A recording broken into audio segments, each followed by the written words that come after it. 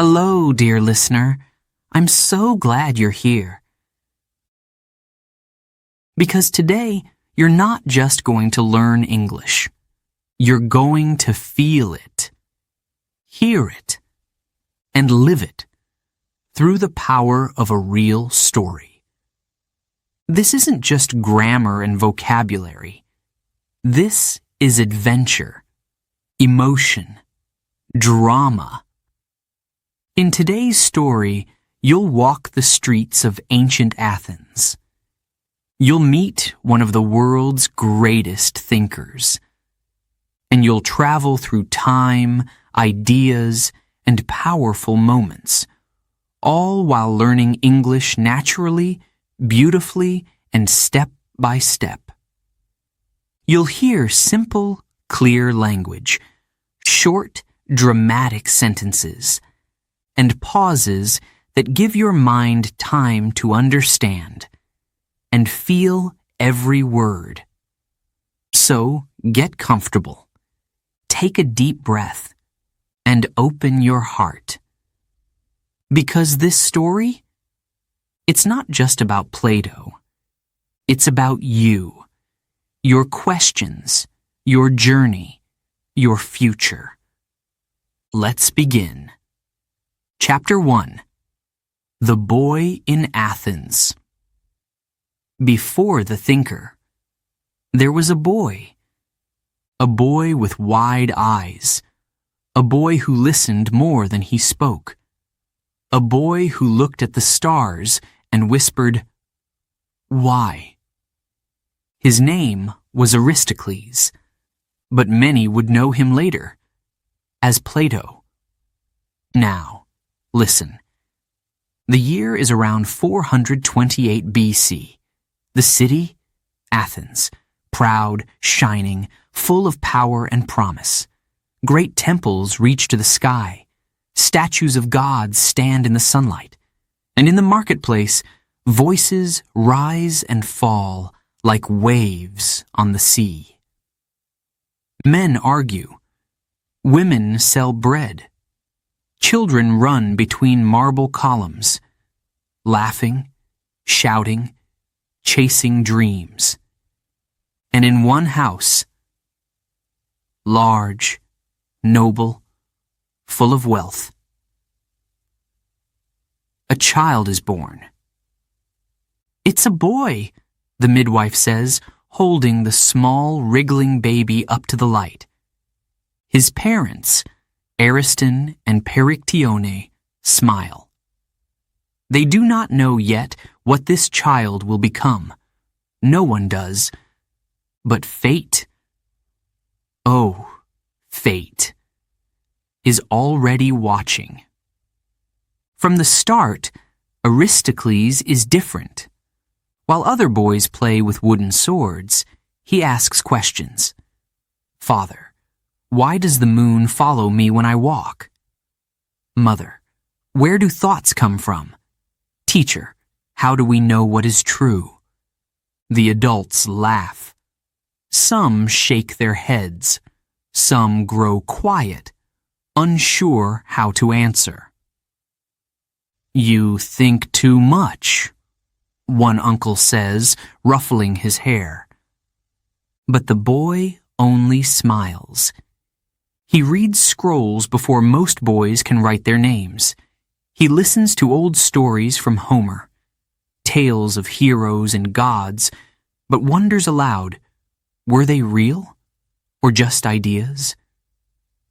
At night, when the stars shine above Athens, Aristocles stands at the window, his eyes full of wonder, and slowly, quietly, a hunger grows inside him. Not a hunger for food or riches, but for something deeper, for truth. His family is proud.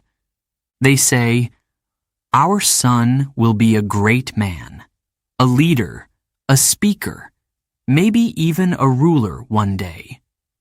But Aristocles, he dreams of something else, not power, not war, not gold, but wisdom. He begins to train in gymnastics, yes, strong of body as well as mind. His shoulders grow broad, his movements graceful. Some say he fights like a god from Olympus. That's when he gets the nickname Plato, Broad One. But inside, he is still the same boy, quiet, watching, wondering. One day, walking through the streets, he hears a strange voice, not loud, not angry, but strong, full of questions. What is justice? What is courage? Can anyone be truly wise? Plato stops. He turns. There, standing barefoot in the dust, is a man with a sharp face, kind eyes, and no fancy clothes. Just words. Words like arrows. Words that shake the air. That man is Socrates. But that part, that meeting, is still to come. First, Plato must grow. He learns poetry, music, math. He trains in reason and logic. He walks the city, listening to debates in the agora, watching the plays at the theater, hearing the voices of the people, rich and poor, free and slave, wise and foolish. Athens is alive, but it is also uneasy. There is war, the Peloponnesian War, long, bitter, and cruel. The city fights against Sparta. People grow tired, angry, afraid. Plato sees soldiers march. He sees friends go and not return.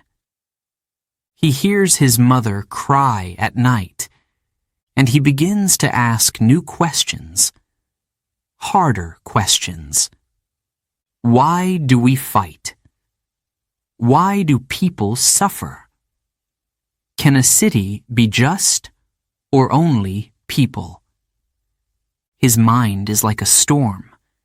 Ideas come, crash, vanish, return. But still, he waits. He watches. Until one day, everything changes. Plato is now a young man, strong, smart, still searching. And then, he hears that voice again, that strange man in the street, asking questions no one dares to ask, not giving answers, but pushing others to think. Plato steps closer. He listens, and something inside him lights up. This is not just a man.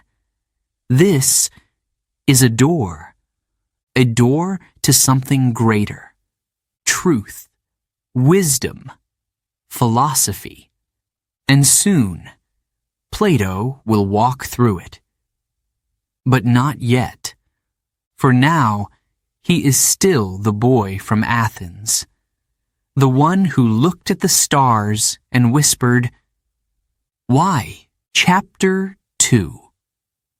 The day he met Socrates.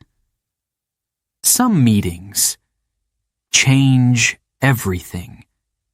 And this meeting would change not just a life, but the future of philosophy itself.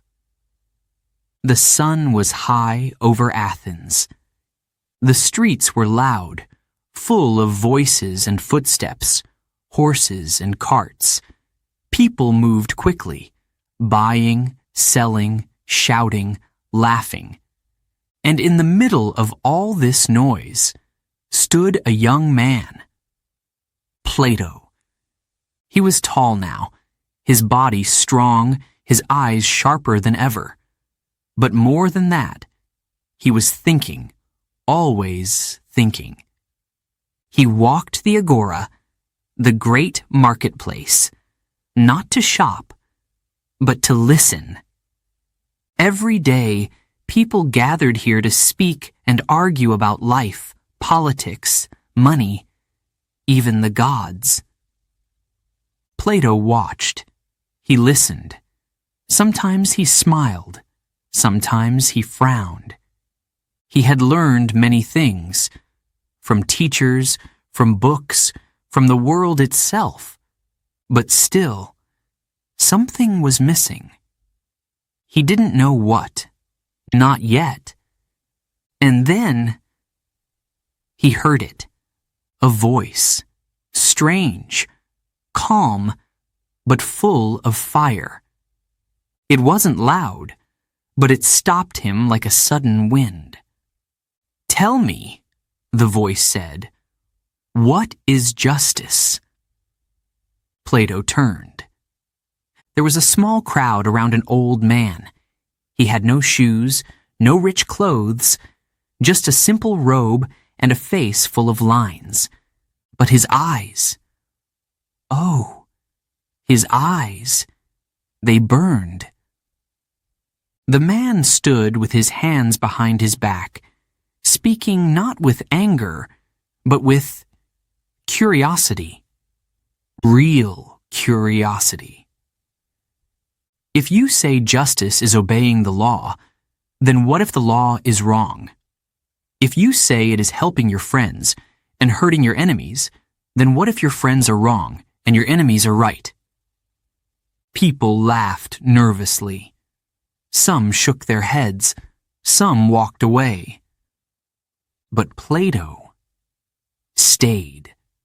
His heart was beating faster. Who was this man? He stepped closer.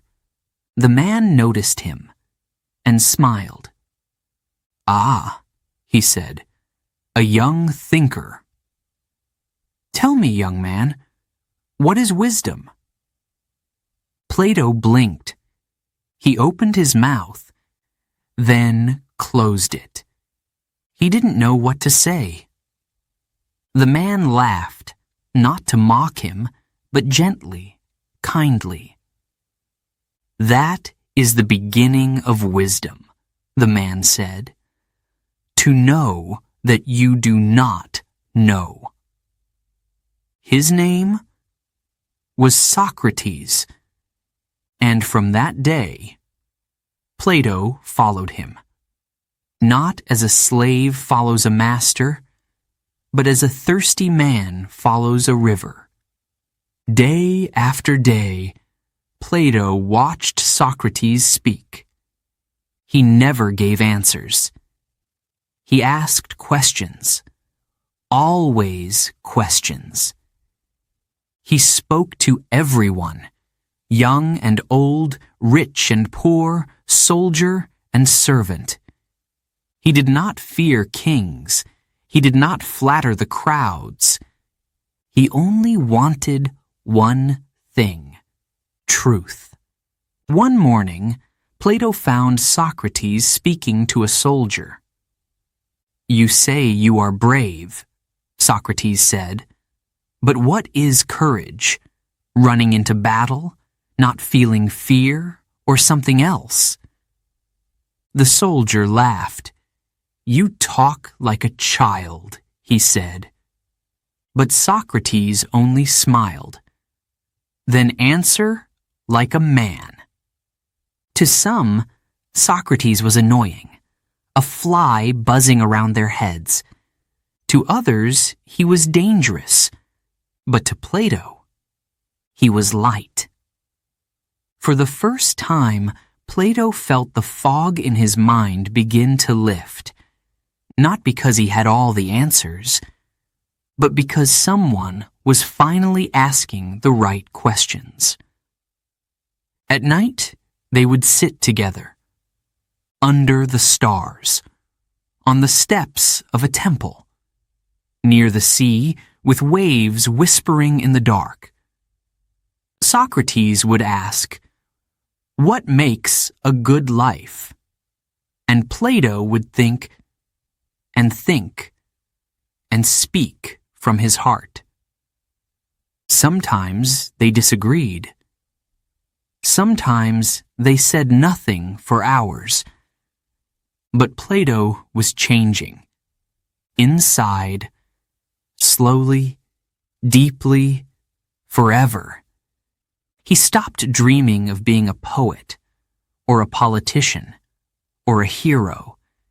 He had found his purpose: to search for wisdom, to love it, to chase it like a flame, to become a philosopher. But the world outside did not understand. People laughed at Socrates. Some called him a madman.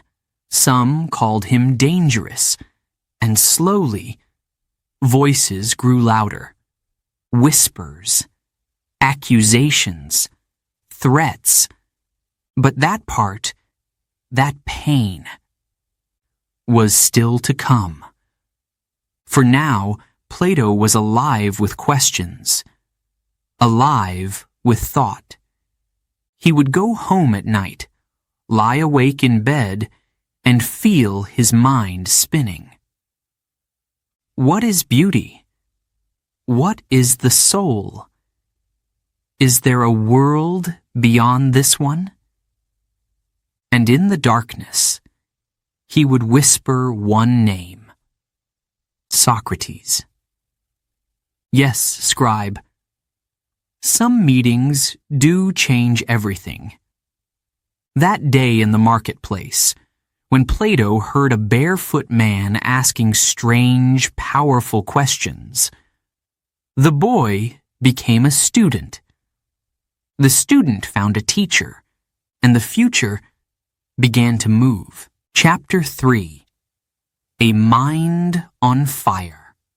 The world was full of questions, and Plato was burning to answer them.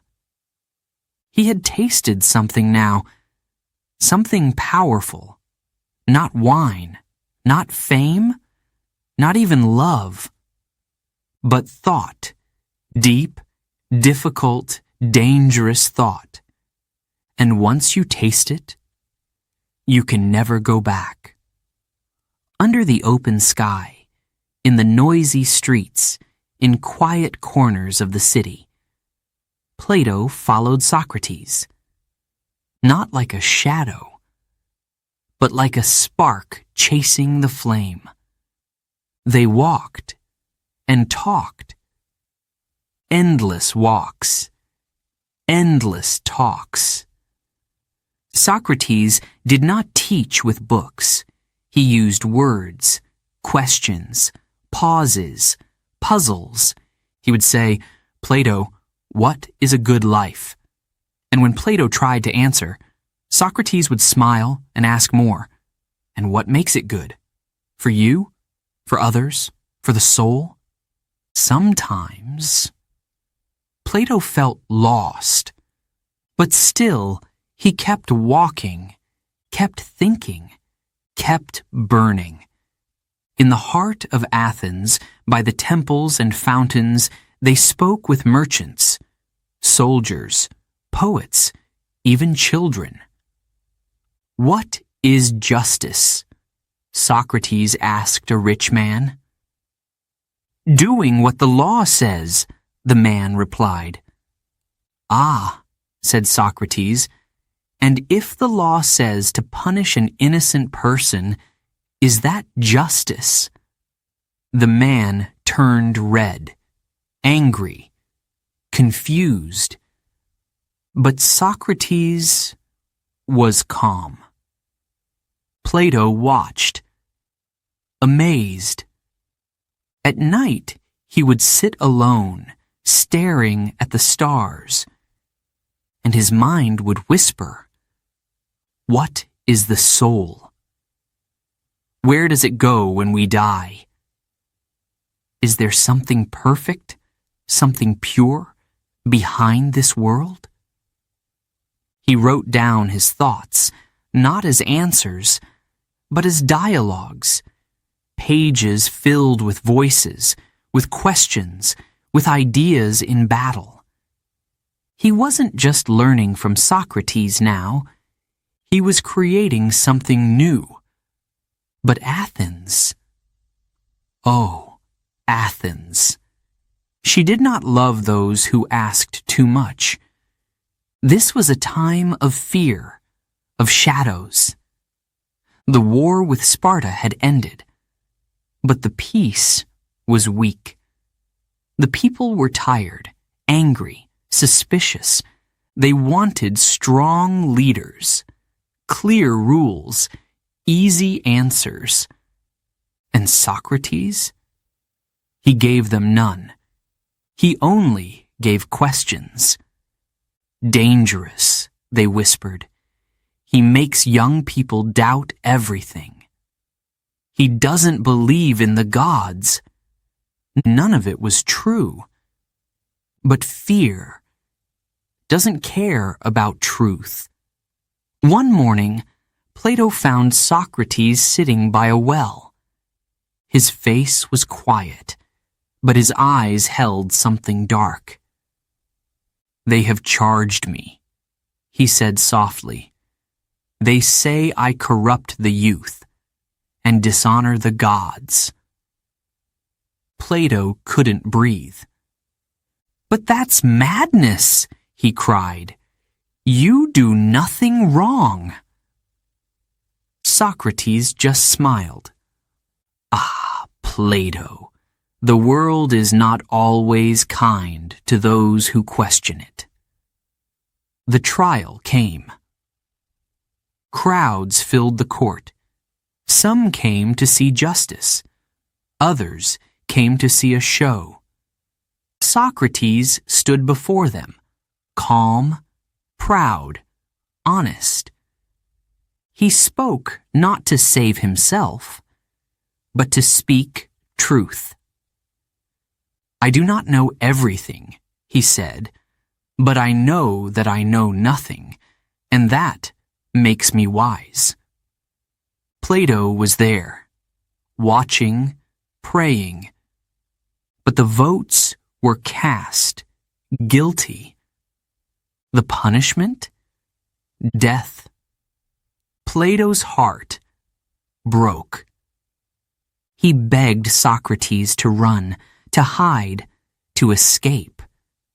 But Socrates shook his head. "If I run," he said, "what would that teach the world? That truth is only for the safe, that courage ends at danger?" And so, he drank the poison, calm, brave, free. Plato wept. The flame in his mind flickered, dimmed, almost died. He walked the city in silence. Everything felt empty, lost. But slowly, the fire returned, not with joy, but with purpose. He remembered every word, every step, every question, and he made a vow. He would not let Socrates be forgotten.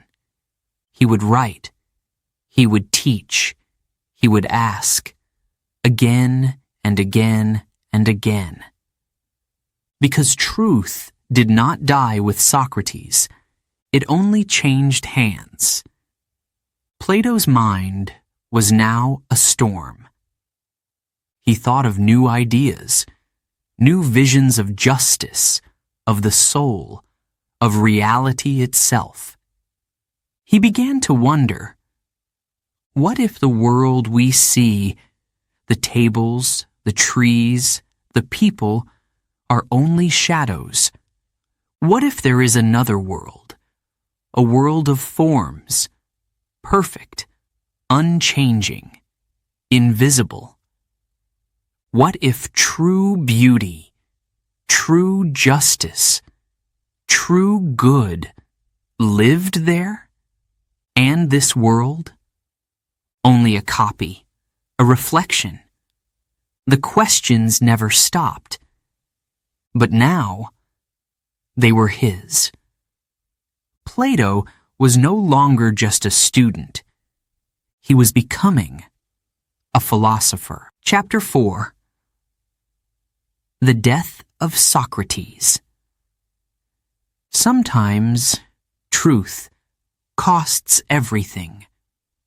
It was early morning. The city of Athens was quiet. Too quiet. Even the birds seemed to sing more softly that day.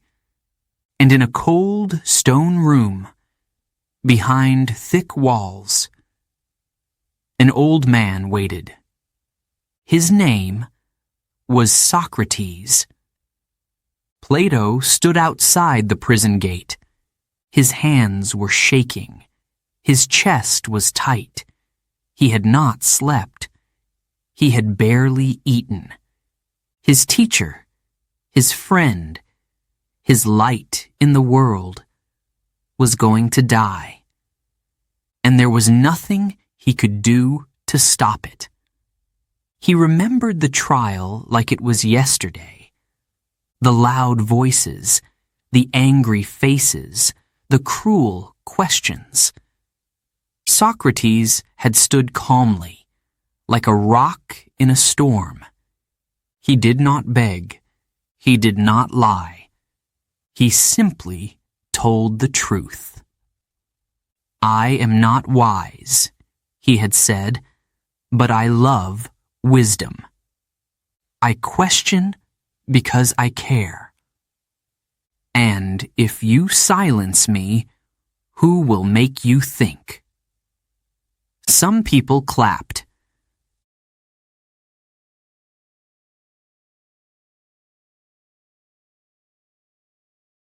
Others wanted blood. The vote was close, but it was done. Death by poison. Now. The day had come. Plato entered the prison, slowly, carefully. The room was small, cold, empty, except for one man and a cup on the table. Socrates looked up and smiled. "Ah," he said softly, "Plato, you came." Plato tried to speak, but no words came. His eyes were full of tears. He dropped to his knees and took Socrates' hand. "Why?" he whispered. "Why won't you escape? We can still save you. We can take you far away. You don't have to die." Socrates just looked at him, kind, gentle, strong. "My dear Plato," he said, "if I run from death, what lesson would I leave behind? We must live with honor and die with honor." There was a silence. Then, Socrates turned to the others in the room.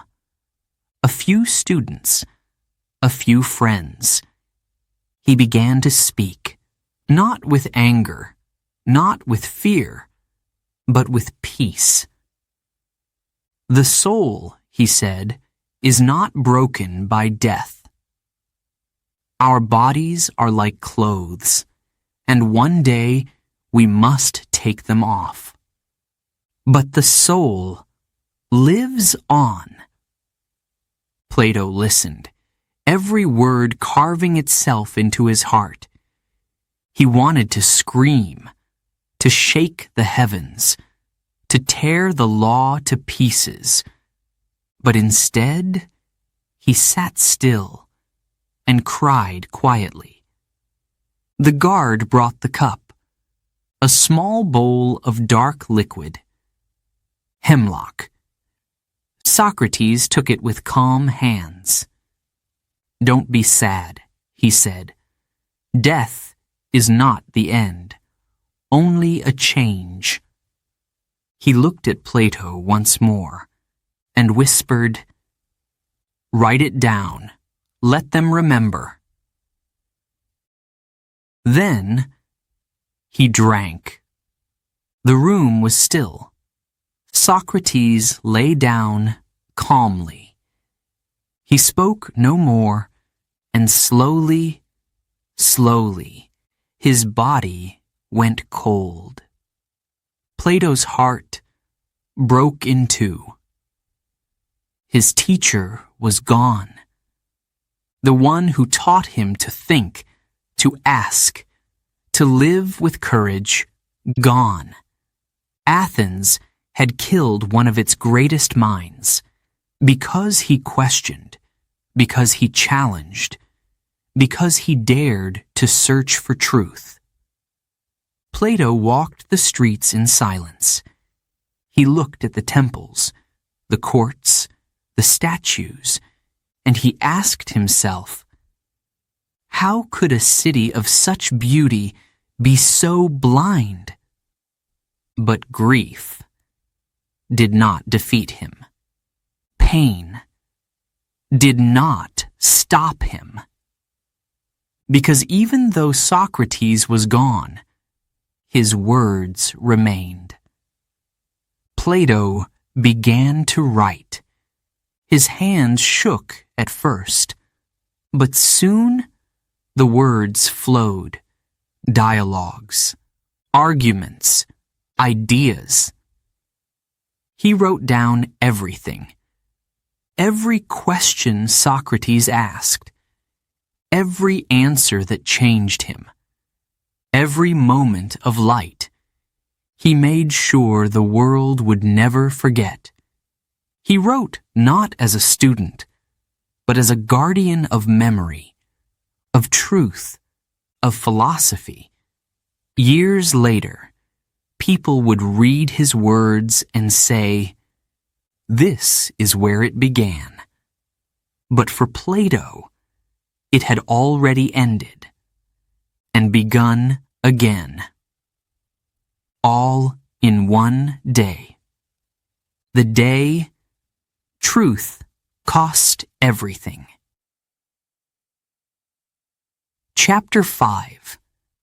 Journeys of the Spirit. To find truth, he had to leave everything behind. After the death of Socrates, Plato could no longer stay in Athens. The streets were too quiet, the statues too still. The people, the same people who once listened to Socrates, had now turned their backs. And Plato? He could not breathe there, not yet. So, he packed his things, a few scrolls, a few coins, his sandals, and he walked away.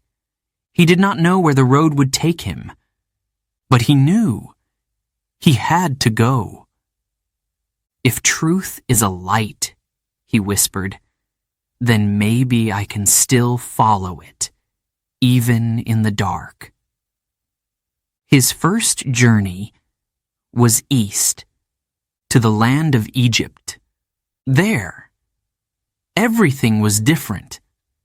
The language, the gods, the people. But Plato listened. He listened to the priests, the storytellers, the dreamers. They spoke of the stars, of numbers, of the soul as something eternal. He stood in temples as old as time.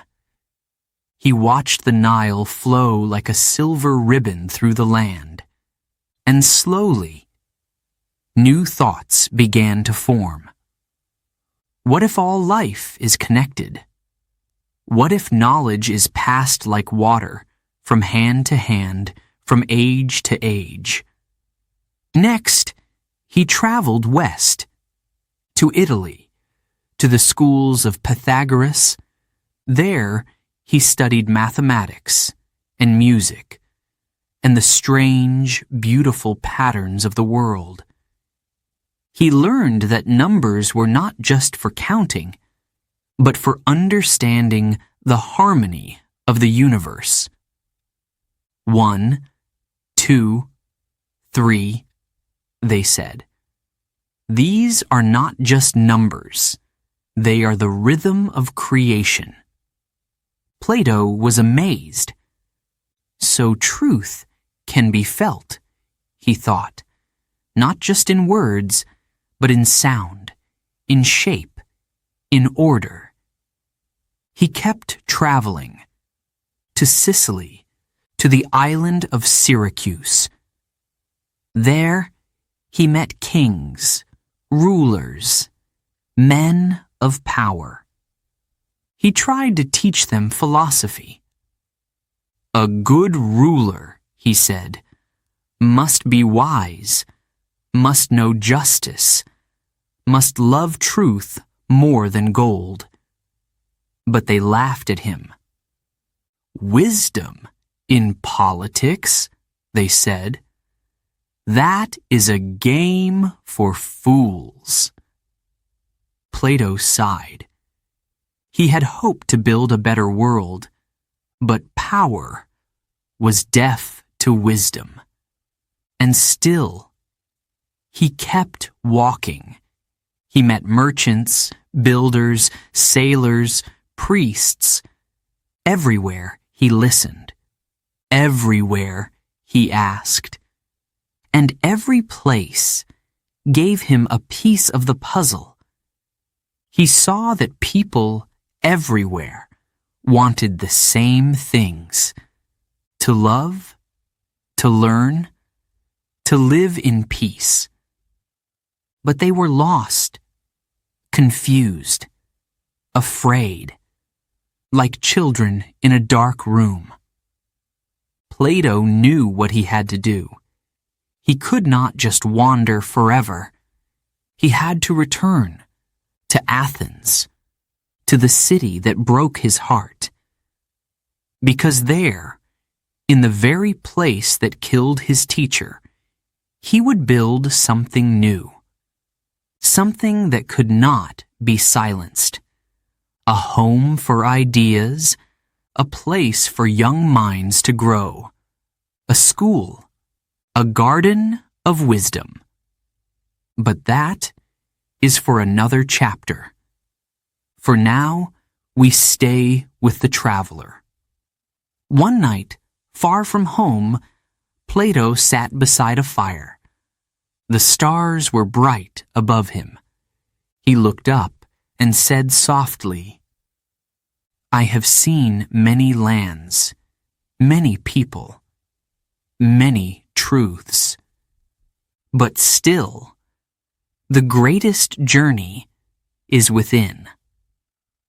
And so, his body rested, but his spirit kept moving. Chapter 6, The Academy. A dream becomes a school, and a school becomes a legacy. Plato was home, back in Athens, the city of marble and memory, of questions and sorrow, the city that once broke his heart. But he was not the same man now. He had walked many roads. He had spoken with kings. He had studied with priests. He had listened to the stars. And now, he was ready.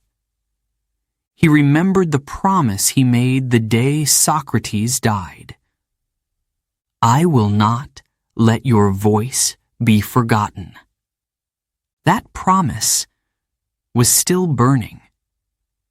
So he searched for a quiet place, outside the city walls, where olive trees whispered in the breeze. And there, in a soft green garden near the shrine of a hero named Academos, he began to build. No stone walls at first, no great buildings, only a group of curious minds, a circle of young men, a teacher, and his questions. He called it the Academy. Here, there were no rulers, no kings, no gold or glory. Only ideas. Here, no one gave all the answers. Instead, they asked, "What is truth? Can justice be taught? Is the soul born wise, or does it learn?" Plato sat with his students under the trees. They debated. They argued. They laughed. Sometimes they sat in silence, letting their thoughts rise like smoke into the sky. It was not like other schools. No simple lessons, no strict rules. It was alive, and it grew. More students came, more minds opened, and Plato, he kept writing. Scroll after scroll, dialogues, full of questions and dreams. He wrote of love, of courage, of the perfect world, the world of forms. In that world, he said, everything is pure, perfect beauty, perfect justice, perfect good. This world, the one we live in, just a shadow, a reflection, and the job of the philosopher to turn and face the light. Plato taught them the famous story. Imagine people in a dark cave, chained, watching shadows on the wall. That's all they know. Then one person escapes. He sees the real world, the sun, the truth. He comes back, tries to tell the others, but they laugh. They don't believe him. Plato would pause here and look into the eyes of his students. That man, he would say softly, is the philosopher. Many listened. Some changed. Some would one day become teachers themselves. One of them, a boy with a sharp mind and a questioning heart, would later become famous too. His name? Aristotle. But in those early days, Plato did not care about fame. He cared about the future, about planting seeds, not just in the earth, but in the soul. The academy became more than a place. It became a movement, a light in the dark, a voice in the silence, a place where young minds could dream without fear. And Plato? He watched it grow. He saw young men become thinkers. He saw questions turn into ideas. He saw sparks become fire. Sometimes, he would walk through the garden at night, listening to the wind, and whisper, "Socrates, can you hear them? They're still asking, still searching." He smiled, because he knew his teacher's death was not the end. It was the beginning. The academy stood for many years, long after Plato was gone, long after the olive trees stopped whispering. But his words, his lessons, his questions, they lived on, and they still live. Now, because every school, every library, every place where someone asks, "Why?" carries the flame he lit. A dream becomes a school. A school becomes a legacy, and a legacy becomes immortal. Chapter 7. The World of Forms. There is a world beyond what we see.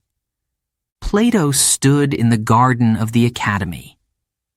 The sun was setting. Golden light touched the olive trees. His students sat quietly around him, eyes wide, hearts open. He held up a small wooden cup. Simple, rough, nothing special. "Tell me," he asked, "what is this?" "A cup," one student said. "A tool for drinking," said another. Plato smiled. "Yes," he said, "but what if this cup is only a shadow?" The students looked at each other, confused. Plato's voice dropped to a whisper. "What if, behind this cup, there is a perfect cup? A form that never breaks, never fades, never changes. A cup that lives in the world of ideas.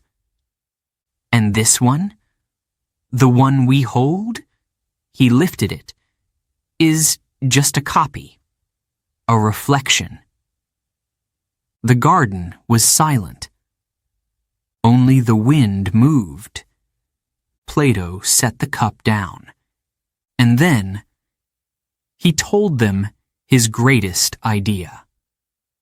"There are two worlds," he said.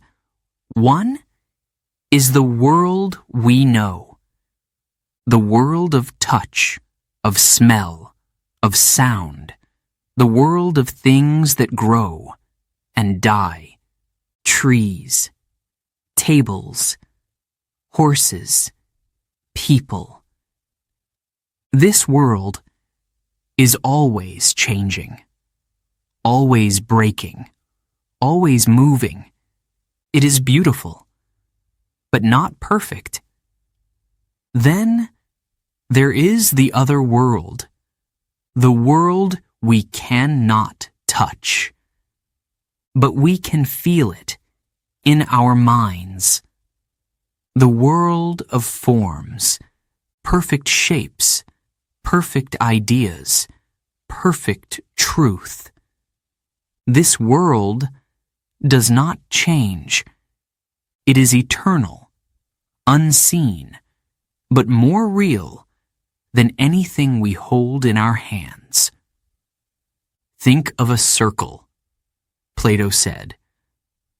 Have you ever seen a perfect one?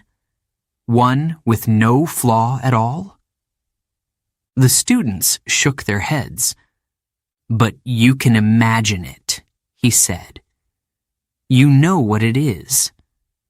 That circle lives in the world of forms. He spoke of beauty.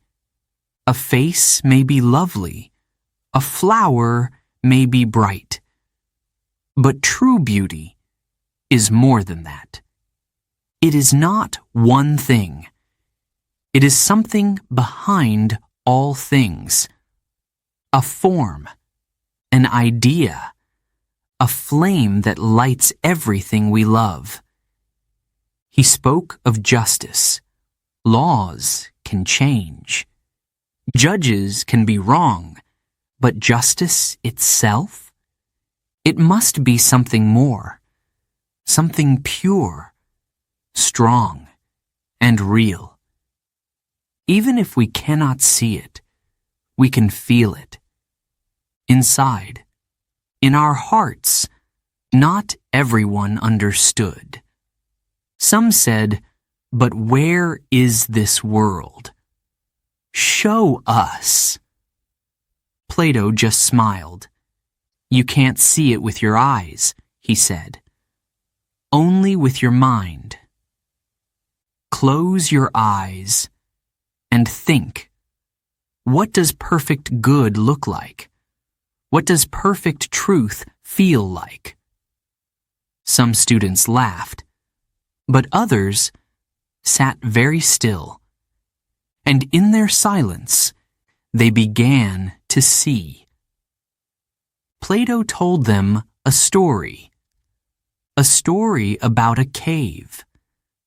People live there, deep inside, chained in darkness. They watch shadows on a wall. That is all they know. To them, the shadows are real. Then one person breaks free. He climbs out of the cave. It's hard. It's painful. The light burns his eyes. But then he sees the sun, the sky, the truth. He goes back to the others. He tells them, "You are watching shadows. There's more. There's a world outside." But they laugh. They call him mad. They hate him. They would rather live in the dark. Plato looked at his students. "That," he said, "is the life of a philosopher." He knew it would not be easy. Many would doubt him.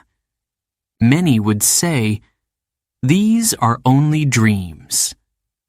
But he believed. He had seen too much, felt too much to go back.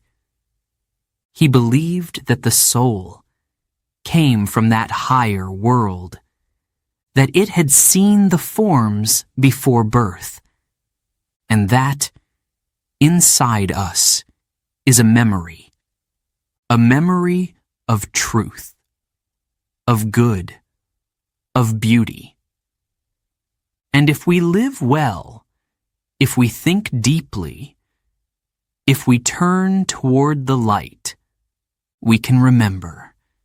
Plato's students listened, some with fire in their eyes, some with tears, because in his voice they heard something more than lessons.